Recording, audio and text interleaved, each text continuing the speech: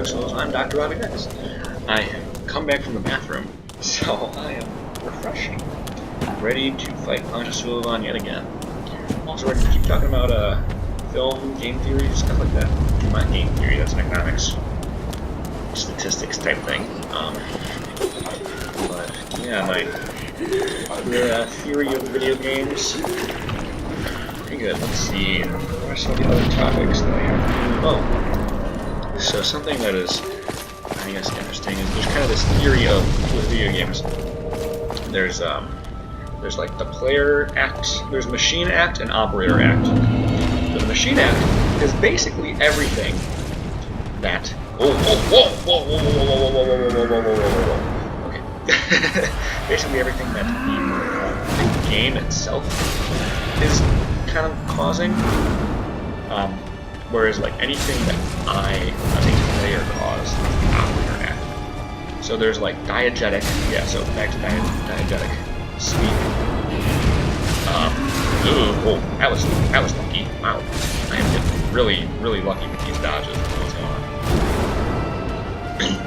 So the operator diegetic act is like I move. Well, yeah. Oh no, that's not. Yeah. Operator diegetic act. It's kind of hard to explain. I guess the non-diegetic.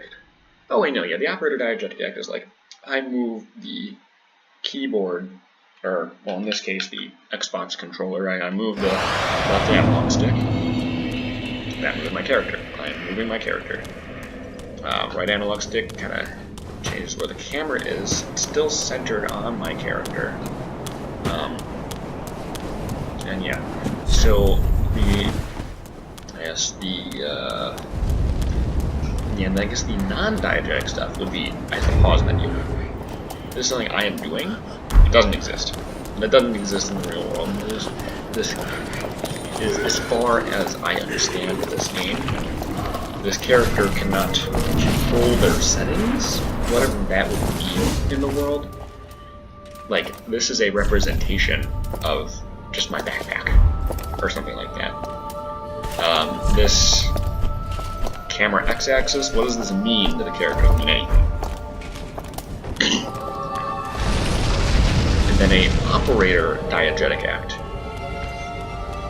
is, well, this character is present, it is attacking me. That is something the computer itself is doing. Oh my god. Rather than me creating it, me making it. I guess like it is reacting to something that I am doing. Like by being here, it tries to kill me. I guess if you want to think of it that way. But it's not like no.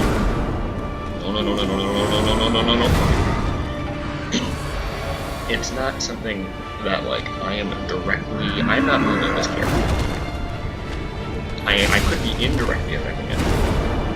I'm indirectly, I guess I'm more being controlled by this. This is the character, the enemy character, the machine character that is attacking me, just messing me up. Real good, it's messing me up a lot. Okay. Okay, come on. Yes, I'm back. Perfect. Let's give him some slaps. Good. No. Okay, we're good. Give him a slap again. No. Stop it, you little punk. I don't care. Sulyvahn, you're gonna die. No. Heal.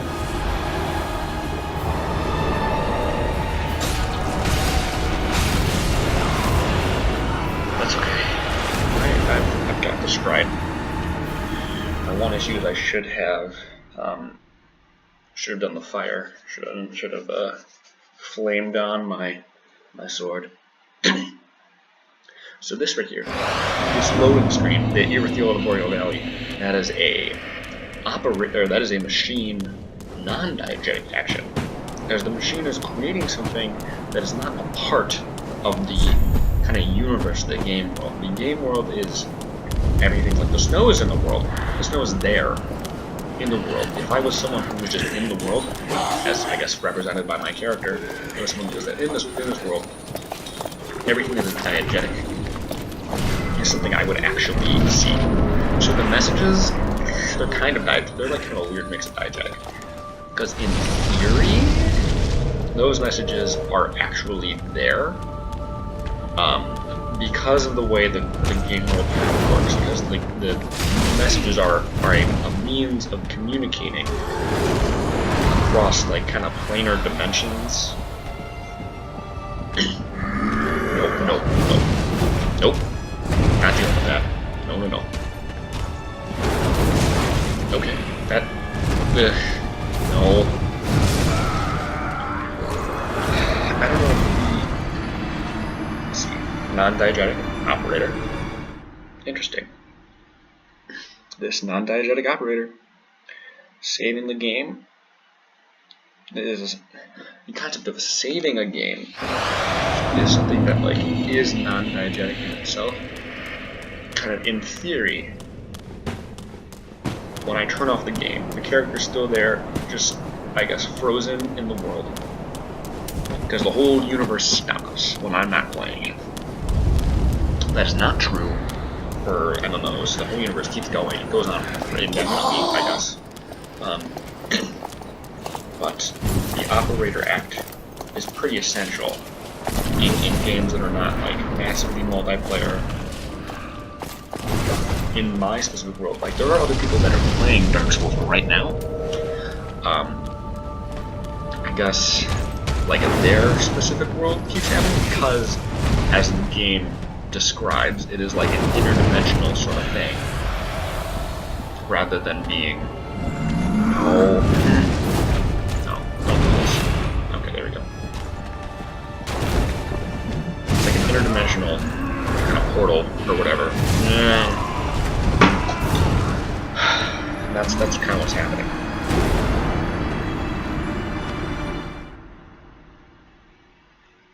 Triple blind resin. What other phone theory things are there? What other things I was given like a list of 5 things that I could write about. I don't remember exactly what it was. Sound, operator diegesis stuff. Just like now we already talked about like color elements, cinematography, camera movements. So for the most part, I don't think you can actually not be in frame. I think you will always be in the frame of the camera.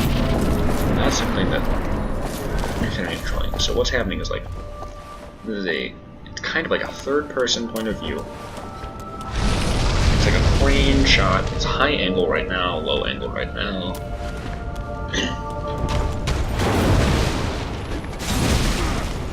Now it's a very interesting kind of thing, because I am simultaneously, the camera is doing its best. It zooms in and out in order to keep both me and my intended target inside the frame.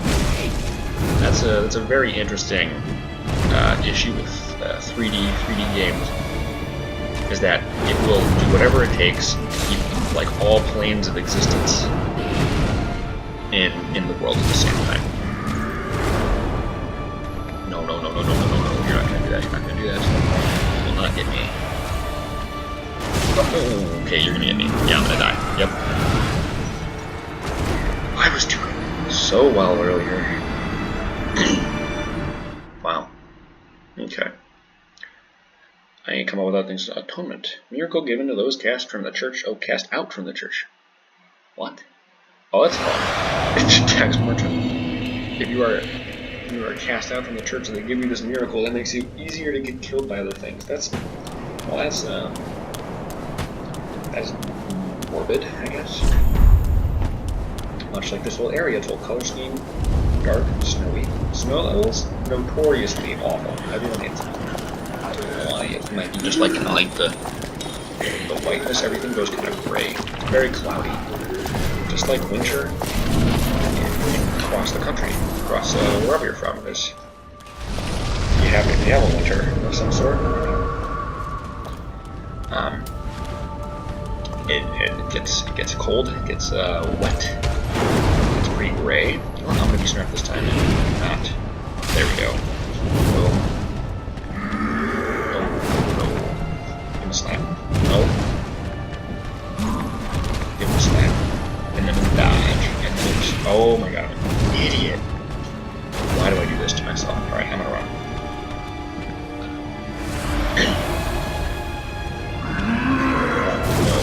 Are you kidding me? Why do I do this? Why?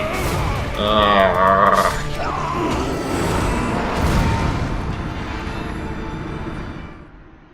my god.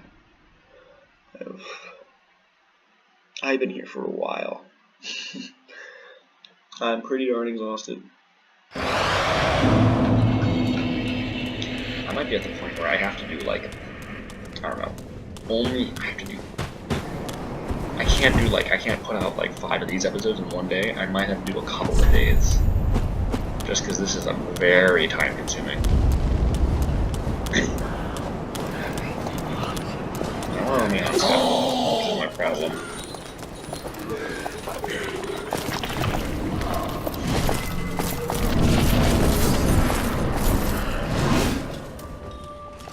Okay. Sulyvahn. Exciting enemy. When I first fought this enemy, I loved him. I thought he was pretty freaking sweet. But look at this. This is super cool. Oh my... Oh my god. Oh my god. This is absolutely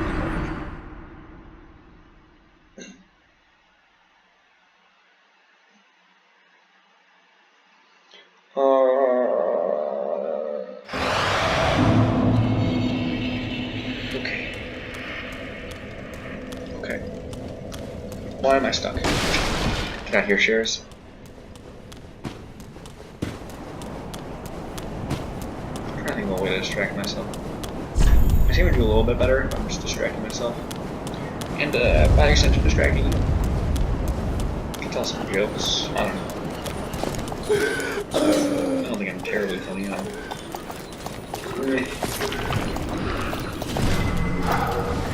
Keep going. I keep informing you on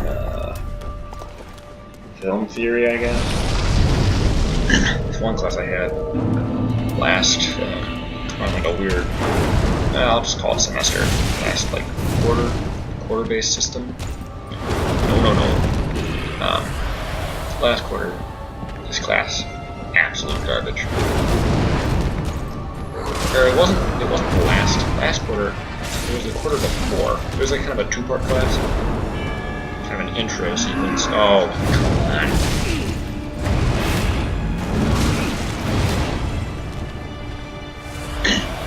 First one, it was a film class. And the issue was the professor, he would say, oh, if you've seen any movie by this famous director from like the 20s, it was this movie. So we're not going to show that movie.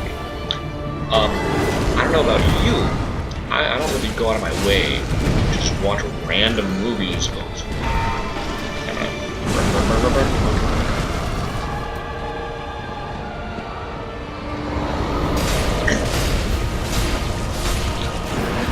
Oh, no.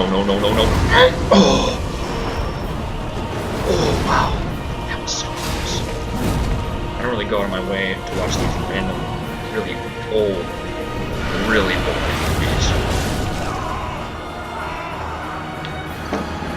Okay. One more attempt for this episode. But he was very much adamant that we watched like their second most important movie, which is really annoying. For example, D.W. Griffith, not a great guy. First things first, he wrote, well, I don't know if he wrote, I think he did. He directed, at the very least, a movie called Birth of a Nation.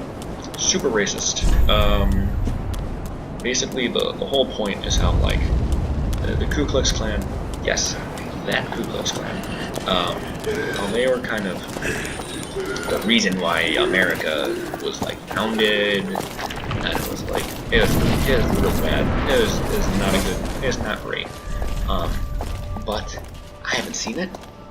I don't know if anyone else in the class has seen it, but he was very adamant that we are not watching that movie. We're going to watch his second most famous movie, which is called Intolerance.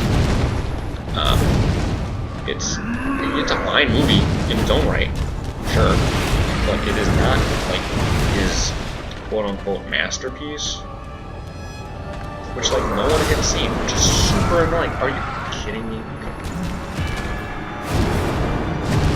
Yeah, I don't think I actually have time to keep recording. I don't know. Oh my god. Yeah, I'm definitely gonna I'm gonna crunch these into just like a couple of days. This is pretty garbage. I think I can do. No, it's 16 minutes. I'm already gonna cut it. Thank you for suffering with me. See you, I think honestly at this point, tomorrow. Bye bye.